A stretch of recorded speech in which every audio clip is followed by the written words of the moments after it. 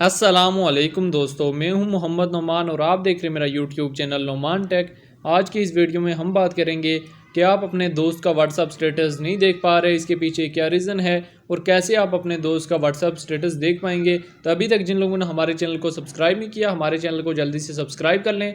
Subscribe करने से तो आपका कुछ नहीं जाता, लेकिन हमारी थोड़ी सी हौसला अफजाई हो जाती है।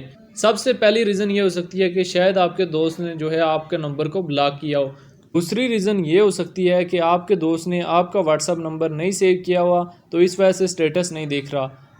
अगर उसने आपका नंबर सेव किया हुआ है और आपको ब्लॉक भी नहीं किया हुआ, फिर भी आपका स्टेटस नहीं देख पा रहा, तो इसके पीछे रीज़न क्या है। तो इसके लिए सबसे पहले आपने सेटिंग में आ जाना है। सेटिंग में आने के बाद आपको यहाँ अकाउंट का ऑप्शन नज़र आ रहा है, इसके ऊपर क्लिक करें। क्लिक करने के बाद प्राइवेसी में चले जाएँ।